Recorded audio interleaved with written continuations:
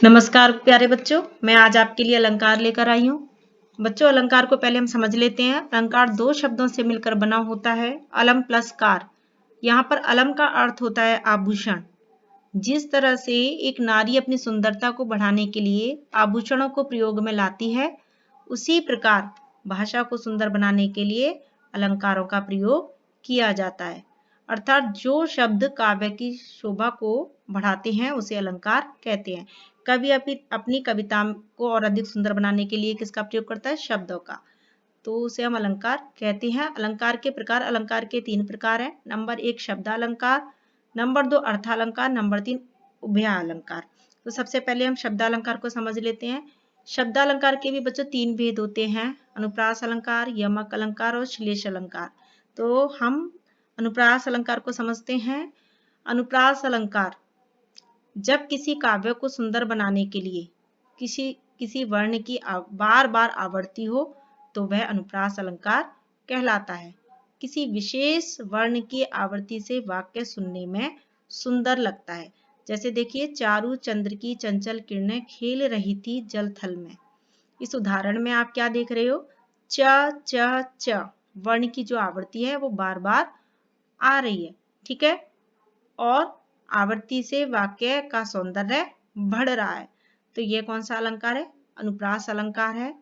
दूसरा उदाहरण देखिए, मधुर मधुर मुस्कान मनोहर मनुज वेश का उजियाला।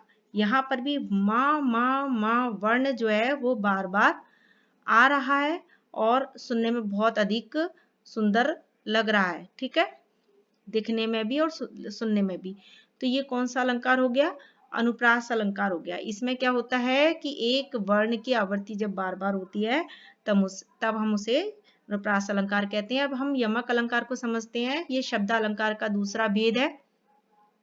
बच्चों, आपने अनुप्रास अलंकार में वर्ण की आवृत्ति, एक वर्ण की आवृत्ति जो है बार बार हो रही थी, लेकिन यहाँ पर क्या है?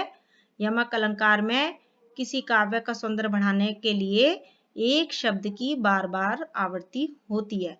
यानी एक शब्द का प्रयोग कितनी बार होता है? 2 बार, ठीक है, शब्द का, और दोनों 2 बार प्रयोग होता है।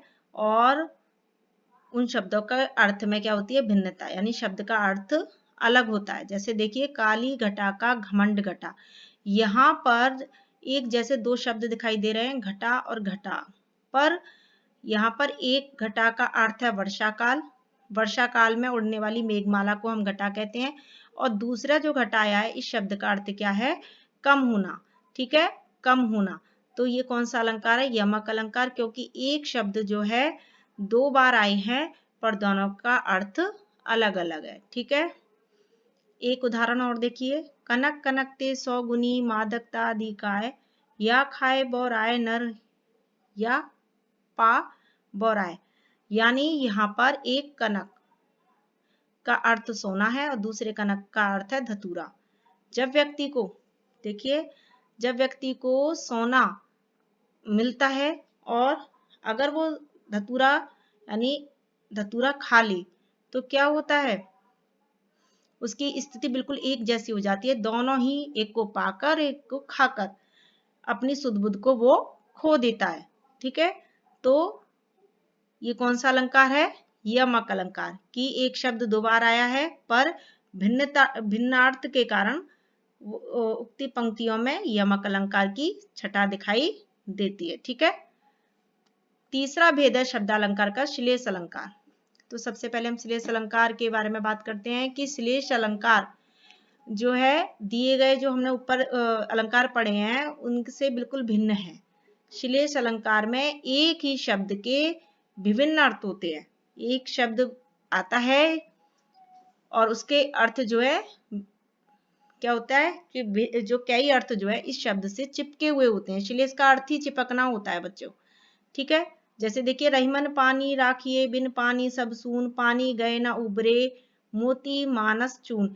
यहाँ पर पानी जो शब्द आया है उसका प्रयोग जो है 3 अर्थों में हुआ है। देखिए, मोती, यहाँ पर ये मोती गलत लिखा हुआ है बच्चों, लेकिन ये मोई लिखा हुआ है, मोई नहीं, ये मोती है। मोती मानस चून, ठीक है, यानी पानी के बिना मोती की कोई कीमत नहीं रहती। मोती की सुंदरता कब बढ़ती है? जब उसके ऊपर पानी होता है। ठीक है।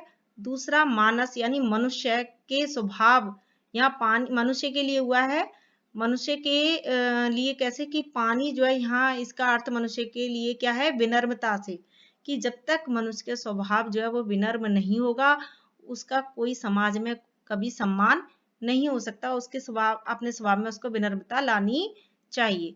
और तीसरा है चून यानी चूना, चून या चूना आप दोनों कह लीजिए, इसमें जब तक पानी ना मिले तो ये विनम्र नहीं होते। ठीक है। तो रहीम दास जी कहते हैं कि बिना पानी के तीनों चीजें बेकार है, मोती मानस चून। ठीक है। धन्यवाद बच्चों। लेकिन अगली वीडियो में मैं आपको अर्थ के आधार पर अलंकार समझाऊंगी। Good bye.